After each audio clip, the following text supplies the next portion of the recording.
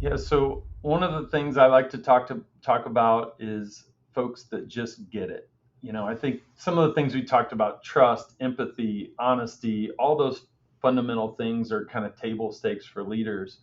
But I like to say people that get it. It's somebody that can read a room, somebody that can know when to push, when to hold back, somebody that can persuade, somebody that can gather consensus, those sorts of things. So I really like to look for that. It's just people that kind of get a sense of the situation and you feel like can really be a dynamic leader in that regard. It takes something a little more to lead with impact. I'm Lisa Nichols, author of Something Extra, and this podcast was inspired by our daughter Allie, whose additional chromosome has shaped how I see people in leadership.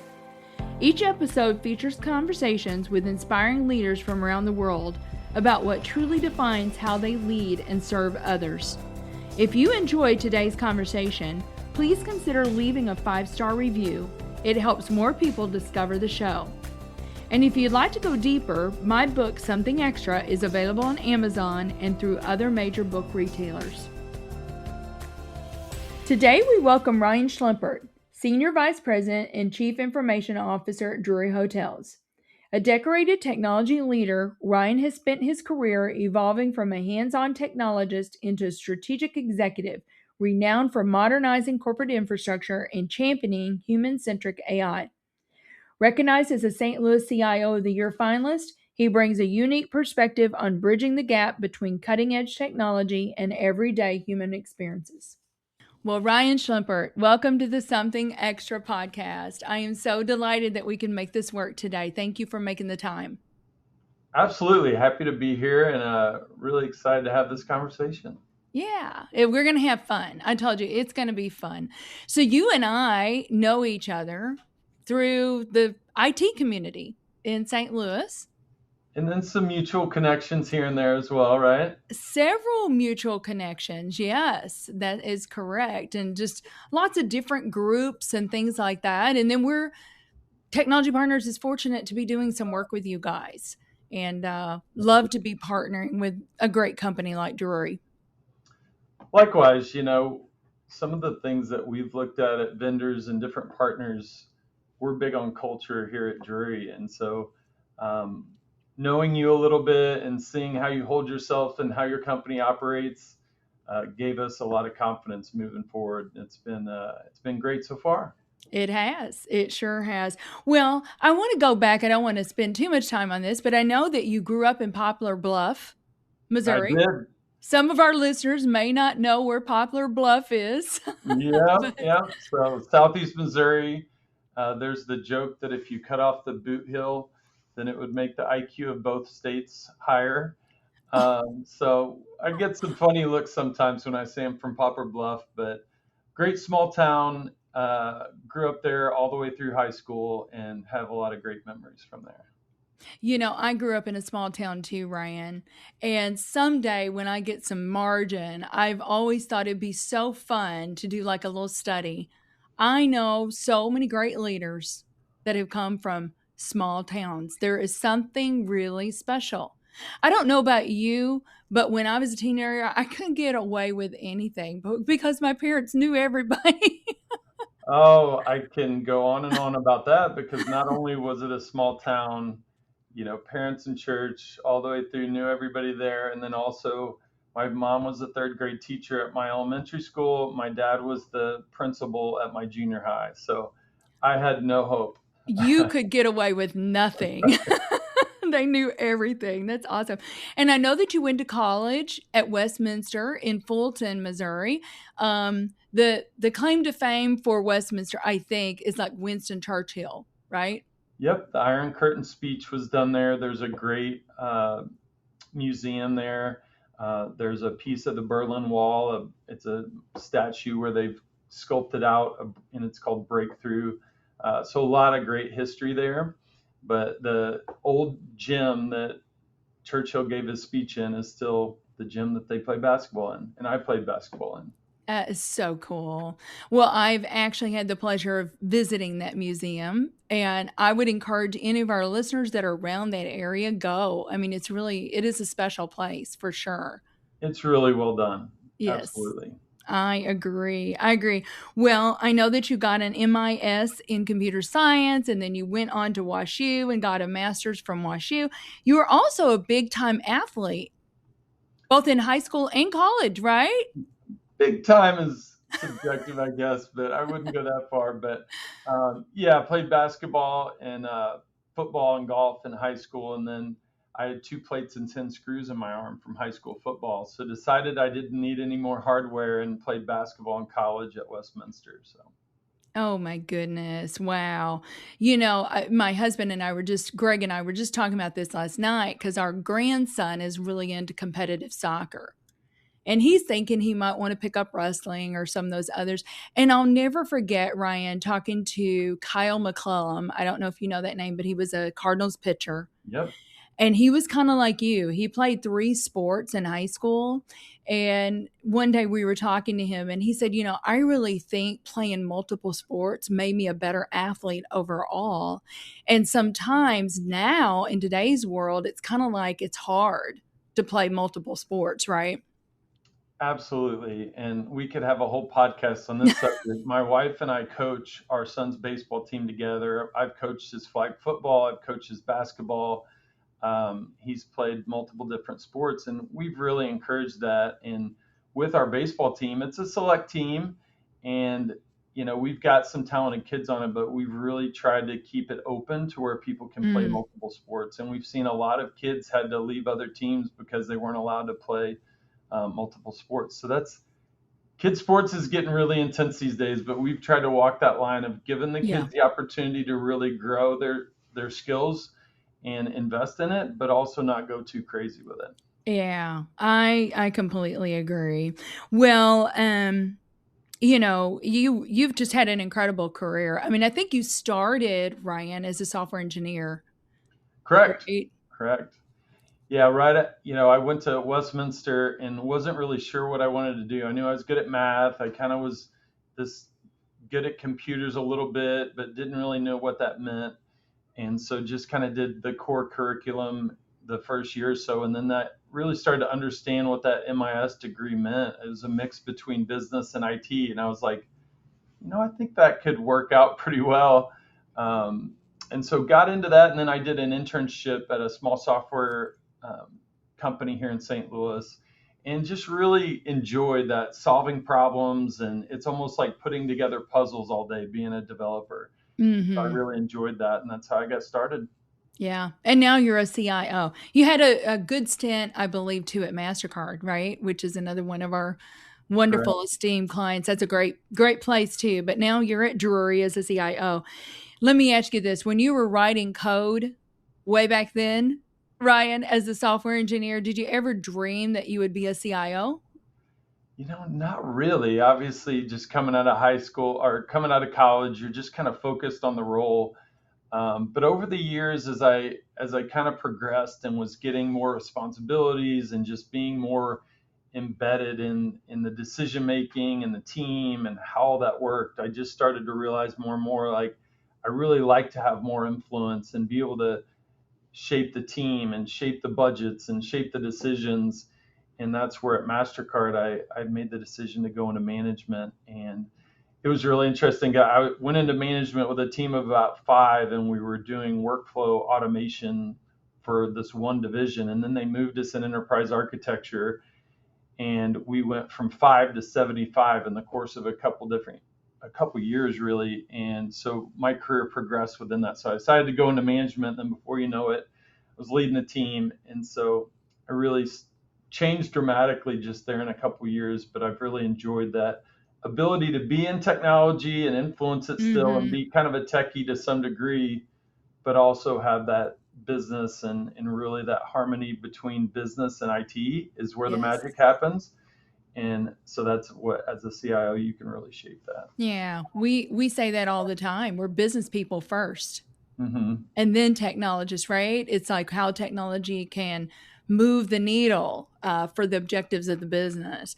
But can I just ask you a question? So I do know, like MasterCard, you got to do a lot of different things. So if there's a listener out there, and maybe they are in a role and they may be interested in something else, Ryan. I mean, did somebody come along and tap you on the shoulder and say, hey, you should try this?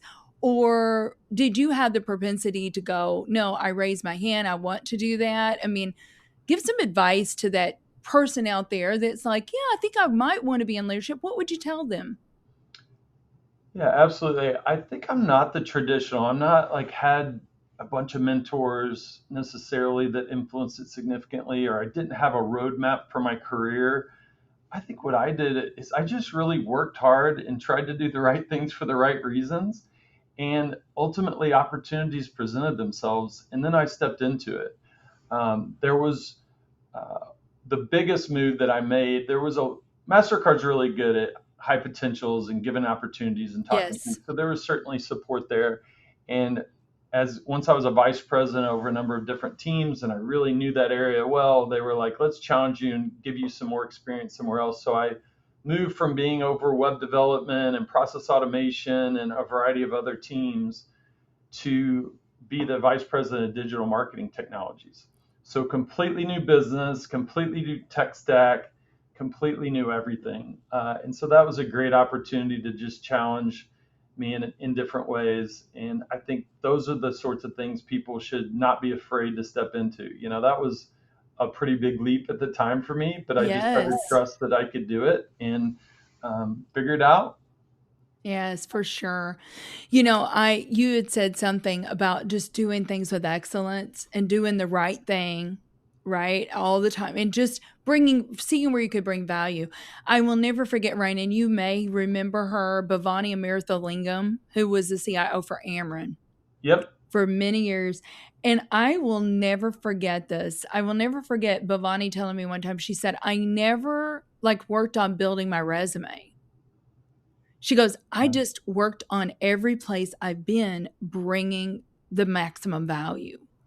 And I feel like that's my story. Yeah. I just worked really hard. I was respectful. I collaborated.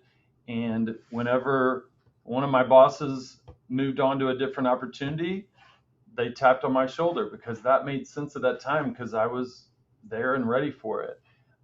Later on, when I was a director, our vice president left the company, and it was like, wow, but I'm looking around and I'm like, why not me? And I was pretty inexperienced, I would Yeah. say, to be a vice president at that point, but um, I had worked hard and put myself in that position where they said, let's move forward with you. So I think that's exactly how my career's worked out. So I just feel like if you put yourself in good positions, you work really hard, then doors can open for you.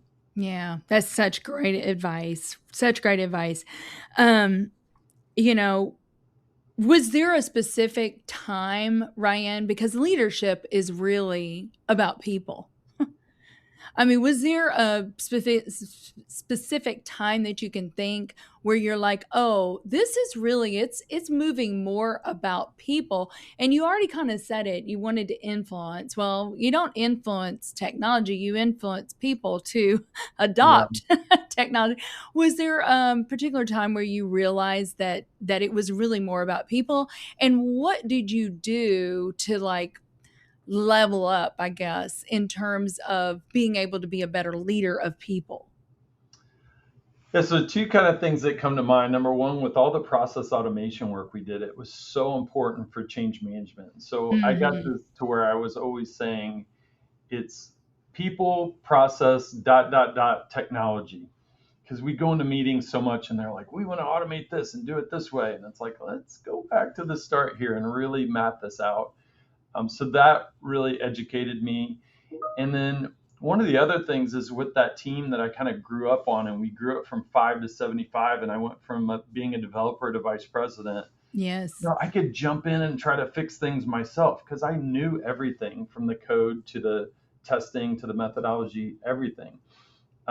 My boss at the time kept throwing additional teams at me basically to just max me out so I couldn't go into the weeds. And that's where I really realized, like, I can't solve problems myself.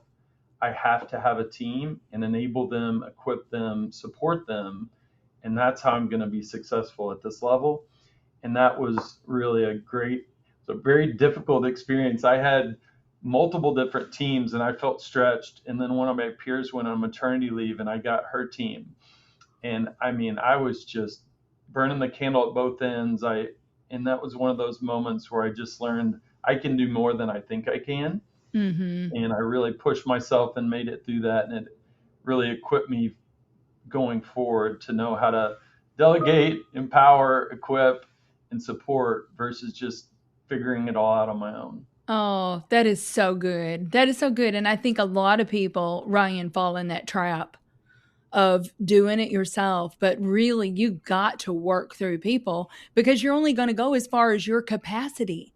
Right. And we've got limited capacity, whether we believe we do or not, right? So. Absolutely. Absolutely. I figured that out during that stretch. I was like, I'm going to need to take a mental break here.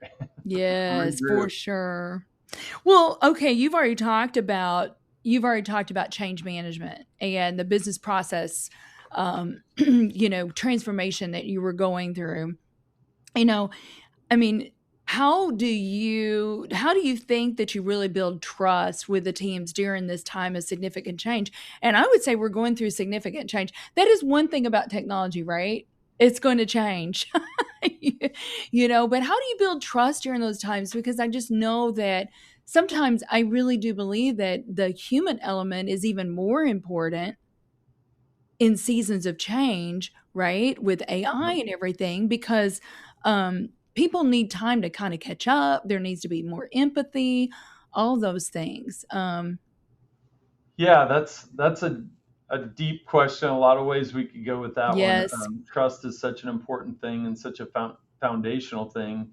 But the thing that comes to mind for me is we've been very intentional about how we build trust within the team and how we provide avenues for people to communicate and hear it from my mouth at the right time. So, we'll have town halls to be able to just get some of that corporate information. How's the company doing? What are we Mm-hmm. focused on? That information out. But then I'll have like leadership meetings with departments. So myself, my directors, the managers, and really talking about from a leadership perspective. And then we'll have meetings with the individual teams to really provide just that time as a small group to talk about what are we up to? What do you want me hearing? What questions do you have for me in a Mm-hmm. more intimate setting? And then also giving them an avenue to share some of the things they're up to make sure they see all the great work they're doing. And how you hold yourself, how you support, how you talk through those sorts of things, I think can help build trust. And ultimately, I just think people can see through anything that's fake at the end of the day. Oh, So if you're pressing or you're trying to be somebody you're not, then I think people get that and sense it. And so just being yourself and doing all those things I mentioned, I think can really help. I agree. You just reminded me, and I love this. And you said, don't like try to impress or, be something that you're not, because people can see right through that. So transparency, honesty, integrity, all those things are really important. But Ryan, you just reminded me, and John Maxwell. I mean, obviously, you can see I love to read, Yeah. but I think I've read like probably, I don't know, at least 80% of his books. But I'll never forget him. I heard him speak last year, and he said, if you really want to impress people, tell them about all your successes. But if you want to impact them, tell them about where you've made mistakes. Yep. And I That's a mean, good I've one. really come to believe vulnerability is really important. I think it creates psychological safety for your team. I mean, how have you seen that to be the case as well, and being vulnerable with them and saying, "Hey, I messed up here, or I don't know the answer to this, by the way." Yes, and I love to solve problems. I love to help, and so it's easy Yes. to have that tendency to always have an answer. And but I just got out of a meeting this morning where it's a fairly big organizational discussion that we're talking about moving forward. And I just admitted, like, with all the data I have at this time, I think this is the right step. Mm-hmm. But you know what? It may not be. And if we get into it and we don't find the right people, or it doesn't work out the way we're thinking, we'll pivot.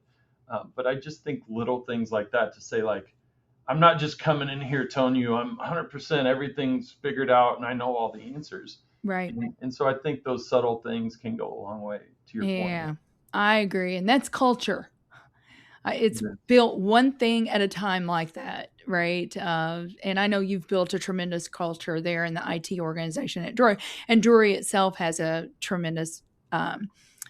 For our listeners, I think everybody knows what Drury, but Drury is a wonderful hospitality hotel, privately owned chain. What I remember about Drury, I think this is maybe still the case. Ryan, tell me if it's not. You get a free breakfast. Absolutely. Free breakfast is a big part of our value prop.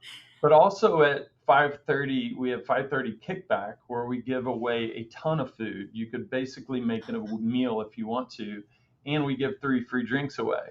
And so people love that. It's going back to the youth sports. We do great with that because a family of 4 can go stay at our hotels. They can have Yes. free breakfast, free dinner if they want.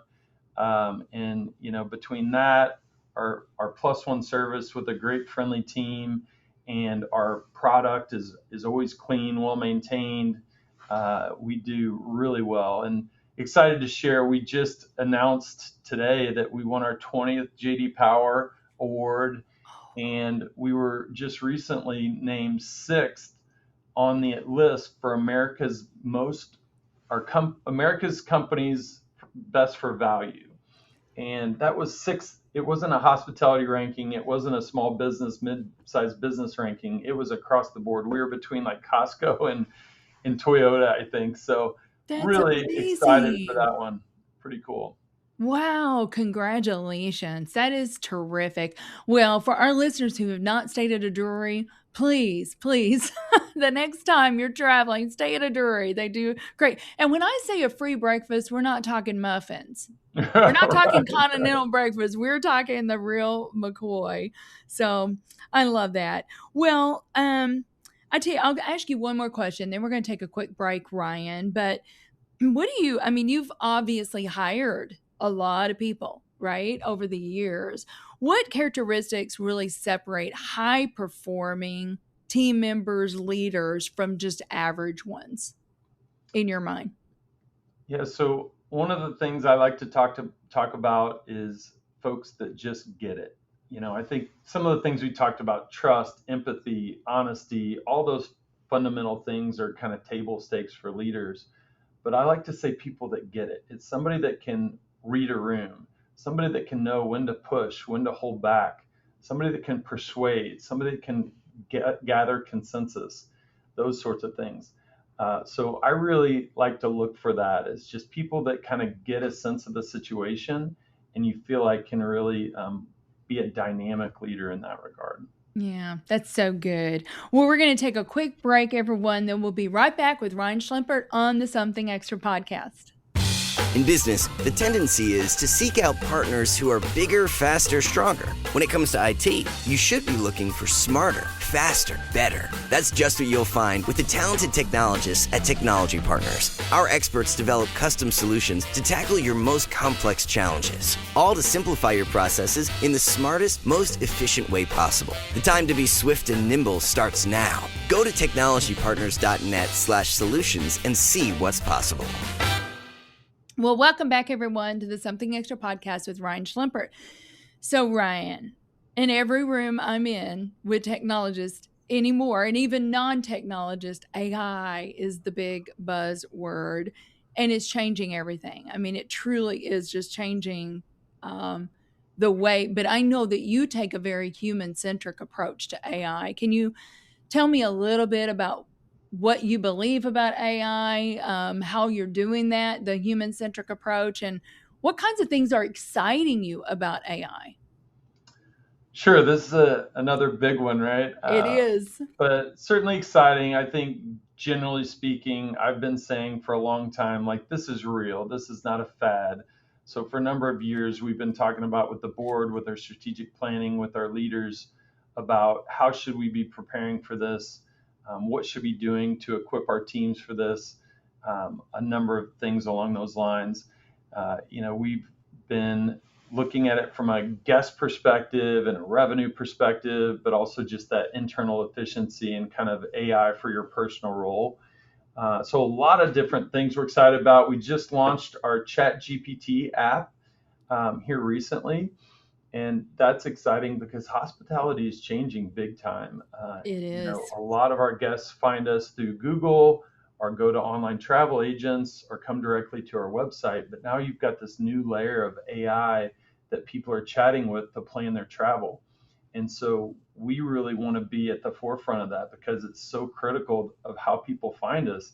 We're having to pay commissions to third parties when they go through OTAs and stuff. If we can get more of that direct, it'll be huge. So we've got this exposed and MCP servers and all that fun to support that. So that was a big step for us.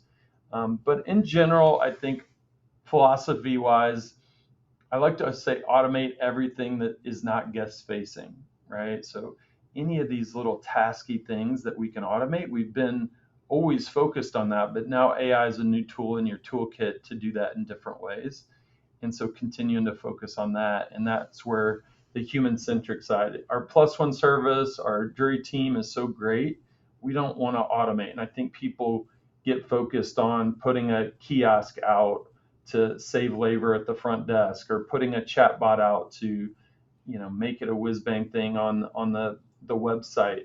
But then it leads to friction or disappointment. And we want to automate things that are tasky things to free up our team to spend more time with our guests. And that's where the human-centric side, I think, really enabling our team to be great at what they do is ultimately what we're trying to do. And AI is a new tool to help us do that. Yes, for sure. Yeah, I could not agree more. People want to interact sometimes with a human being.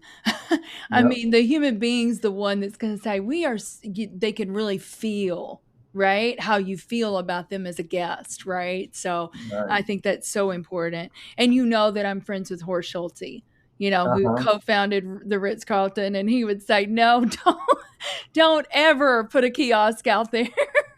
Yeah. I appreciate you sharing me that book. I read his book that you shared with me, and there's just so many good lessons in it. And what a great leader he's been. And just I love the ladies and gentlemen, serving ladies and gentlemen, and that mindset and that tone that he set from the top all the way through of excellence. It's just absolutely. It's no wonder they've been such a leader in the industry. Yes. Absolutely. Yeah. If you haven't, I think it's Excellence Wins, right? Horst Schulte, it's a Ritz-Carlton book. Very, very good. But I'm with you on that. And when I think about that, we are ladies and gentlemen serving ladies and gentlemen. It just elevates the dignity of the human being, right? And it was really how they feel. But I know Drury's doing the same thing. So, Ryan, kudos to you guys and congratulations on all those awards. How do you think, okay, so Ryan, this is a big question because there may be people that are listening that still think maybe it's some hype. But I heard you say it's not going away. This is not a fad. We always say it's not going to replace the human being. You're always going to need that human being, but human beings need to learn how to leverage it. Absolutely. And, I like to say, we don't know what the future is going to hold. Some of this stuff is very novel technologies, and how it's going to impact us years down the road. It's like, I'm not predicting that, but I know here in the now, we have more things that we could possibly do that we'd love to get to that we can't. And so if we can use technology to move faster and get more things done and free up our team, like I said, to be great at what they do through serving our guests and our team, we want to do that. And so that's kind of the mindset we're taking at this point. Right. Well, what about that person, that listener out there that thinks it's still like a lot of hype? I mean, how could organizations, what are little steps that they can do to kind of start, being ready to enable the organization to take on some projects, that are influenced by AI? Sure. I mean, and there is certainly some hype out there, and even the big model provider leaders have come out and kind of said, yeah, we kind of got this wrong. All white collar work hasn't Right. evaporated overnight. So there is certainly some hype out there, and I think that there's always the Gartner hype cycle, and I think we're going through a little bit of that. Um, but I think it's real, and I think in terms of what you can do, we're thinking about it, like I said, that kind of AI for you or that personal productivity side of it. There's a lot we can do to just educate teams, encourage, show and tell of what's working across the organization to get those light bulbs going off so people can say, you know what? Okay, I got some use cases that could apply to me. And so we're doing a lot of things like that. And I think those subtle things are very powerful. And then, on the IT side, there's certainly a lot more we can do around envisioning how do we architect for agents and how do we really enable our business teams to get at our data in even better ways than we have been able to in the past. Instead of a Hmm. Power BI dashboard, can they just chat with our data and really drive to the deeper insights?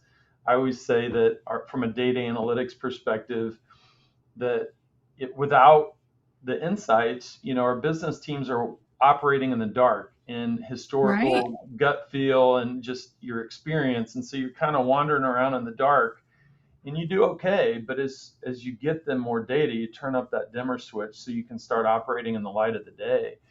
And I think that's a powerful concept, and what we're continue just to try to get more and more of those insights to our business teams so that we can operate in the light of day and make great decisions and propel our business forward. That's a great way to put it. I love that. Well, I know, Ryan, that you talk about the importance of the CIO CFO relationship. You're big Absolutely. on that. Why is that partnership so critical?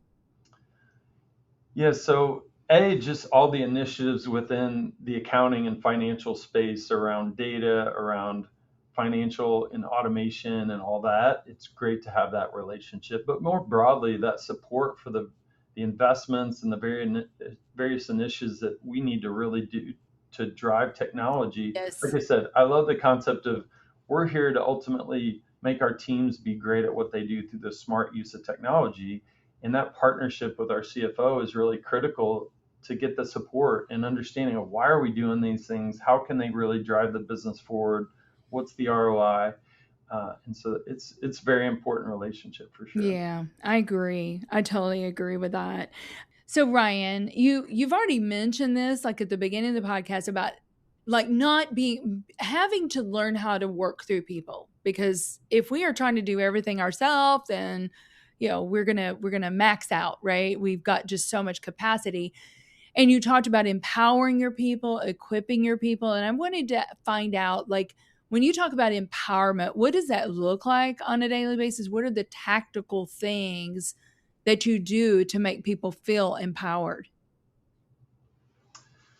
Yeah, so one of the things that comes to mind is just I've been on teams in the past that I took over that every decision had to go up through management, and then the management team would talk to the business team and it would go back down. But you really need those teams at the grassroots level working together at a high level. So I've always encouraged to trust the team to go have those conversations. We even go so far sometimes as to have like our accounting team from supporting Workday and all that is sitting with the accounting team in that area, and so you're saying, hey, I trust you to be in there, really understanding their problems, being with them on the day to day, and being their partner. And I think that sends a Hmm. loud message. Other things, I've always remembered, a boss told me one time, like, if you were writing a paper or putting a presentation together and you bring it to your boss and he marks it up left and right and basically tells you to rewrite it and does all these things. Over time, if that happens every time, how much effort are you going to put really to get it right the first time versus just going and being like, letting them do it?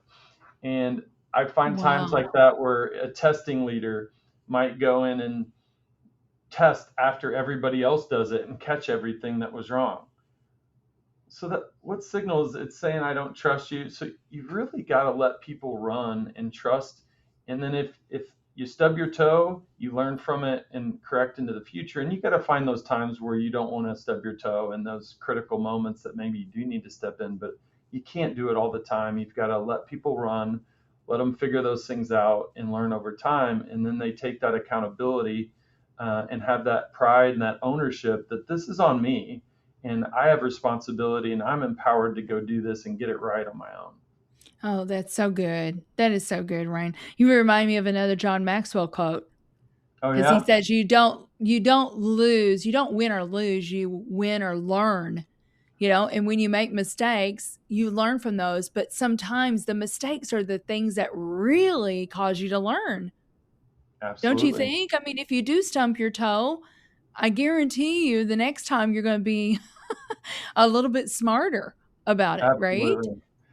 But Absolutely. I love that. But if you have somebody that's going to come in and rescue you, I mean, why? Why work to get it right? So that is really good.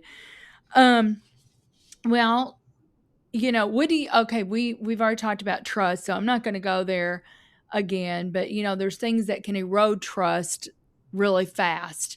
Our mutual friend Pete Hogan, Ryan, that Pete too, he told me Mhm. one time, he said, trust is earned in drops and lost in buckets. And I love That's a that good one. quote. What are some of the things that can really erode trust quickly that maybe our listeners need to really pay attention to and make sure you're not doing those things? The first thing that comes to mind, I go back to those comments about being genuine and authentic. And Mhm. when you're doing sort of passive aggressive things, like asking probing questions that might make somebody look bad, but you're trying to appear like you're being on the up and up, I think those are things that bleed through too, and it just really undermines trust. I know that in my past, I've experienced people that you can just tell in meetings they're there to progress their own agenda. Ooh, And that's a good they're one. basically trying to come up with the answer that makes them look good versus the answer that's right for the organization or for the team. And I think those things undercut trust very quickly. And again, people perceive those things, even if you can't put a finger on it or call them out because they're doing it in a smooth Mhm. way. I think those Yes. sorts of things can really undercut. That's so good. So good. Well, I know that you're coaching Jackson's. You already said that you and your wife both are coaching his baseball Yep. team, I guess it is. You know, um, how has coaching, like his sports and stuff, really translated into what you're doing at work? I mean, Yeah, I think there is a lot of parallels. And, yes. I think that's one of the good ways as a good leader is more like a coach than a disciplinarian or than a director. Um, but it's interesting, especially with these boys. We've coached them from when they were little and now 13U. Just finding the right moments and in understanding how every team member is different. So we've got some kids that you can really give them that encouragement and get into them a little bit, and they're like, "Okay, I got it." And others that you really got to pull to the side and be like, give them a little bit of confidence boost and talk them through things. Mhm. So I think that individuality and understanding that everybody needs different leadership from you is a big one. And then also knowing the timing. If after a game they just got their butts kicked, it's like you come in with a big 30-minute speech about how they need to do better. It's like that's probably not landing very well. It's like Yeah. they're tuned out, they're disappointed. They're So when already disappointed. They're already feeling right. badly about themselves, right? So I think that's one of the things that as great leaders know when to push. So I always say one of the hardest thing about parenting and coaching is when to be empathetic and when to push. When to really have high expectations and demand the best out of them, and when to be understanding and give them a little room to breathe. And that is such a challenge with kids. And I think, It but that's the is. same in business as well. And there's a time to really hold your team accountable and demand excellence. But there's also times to understand that they're doing everything they can do, and you need to give them some grace. Yeah, that's so good. And I completely agree with you on that. It is difficult. Well, what keeps you grounded outside of work, Ryan? Oh, I would say my wife and my 13-year-old for sure. They keep me grounded. Just my parents and friends, a lot of great relationships, and people that know me from many years ago. And so I think that's easy. And growing up in a small town, to your point, like there, Yes. there's no reason, and I'll use a Popper Bluff term, I guess, no reason to get big for your britches or think too much of yourself. Yeah. And so I think the wife and son are probably the two that bring to mind, because you can think something and then come home and then you're just one of them, right? Right, exactly. That is so funny. Um, well, let me ask you this. When you think about your legacy, Ryan Schlimpert, what do you hope people say about your leadership? Whew, that's deep. I think I just hope people appreciate me and look at that I was there for the right reasons to drive the business and the teams and the individuals within the teams forward in a positive way, and ultimately brought people together and made great things happen. I think that's in a nutshell. I look back at my upbringing with great parents that were good people in the community and did the right things for the right reasons. And, they've celebrated 50 years of marriage a couple years ago, and it was just so cool to see that legacy. And so, kind of similar feelings going through my brain as you asked that question. Is just you Yeah. want people to look back that you did the right things for the right reasons, but did a lot of good and helped a lot of people. I love that. That's perfect. Well, I have a little lightning round for you. All right. Okay. So, besides the book Something Extra, what is one book that every leader should read? I think one of the ones that I always loved is The Good to Great, and Oh, the sequel to that. classic. I think Yeah. there's so many great lessons in those books that I've taken away. So I encourage those for sure. Yes. Oh, that is, yes. If you haven't read Jim Collins' Good to Great, and he's got Built to Last, he's got several books out there, but make sure you pick that up because I totally agree with that. How about the best leadership advice that you've ever received? Oh man. Sometimes I get the best, and it's not advice, but I've learned the most from some of the bosses that I wouldn't want to emulate. So Right. that's what comes to mind right now. But I've Yeah. seen people that are just trying to get ahead. They leave a path of destruction behind them and are just pushing down walls. And I took away some things from that. Like, I'm a people pleaser, so maybe I need to be more assertive with a vendor or with a partner or with the team at certain times. But man, I also learned that's not how I want to operate No. on the whole. So I think that's a good one. And then I think that kind of being an authentic leader, like I've talked about a few times, I've had some advice around that I think is just foundationally important. Good, good, good. What about, do you like to travel? What's your favorite place that you've ever traveled, Ryan, that you can think of? Oh man, we do like to travel. Been to Europe, Greece, all around Europe on a backpacking trip out of college. Been to South Africa and Costa Rica, Oh my and goodness. just went to Hawaii this year. And I was up in Canada for a fishing trip that I was telling you about. Yes. Best place, I did a 3-week camping trip as part of my junior and college, where we learned about the ecosystem, the people, the environment, everything for a semester. And then we traveled for 6 weeks, 3 weeks camping. And that was just such a cool, because we got to go behind the scenes at the Belizean Zoo. And so that Belize trip was a really memorable one.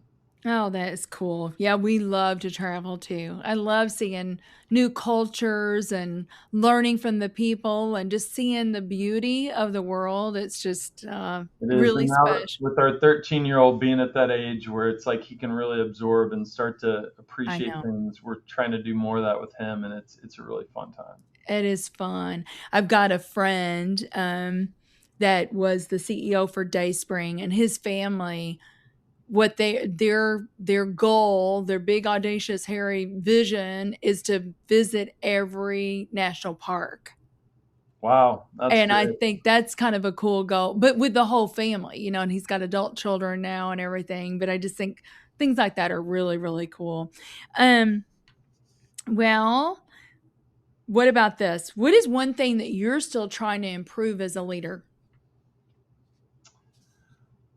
I think just what's the right level of strategy and pushing things ahead versus kind of being complacent, or I guess just kind of keeping the business running to the level that everyone's happy. There's Mm-hmm. certain areas, AI, it's like, should we be going faster?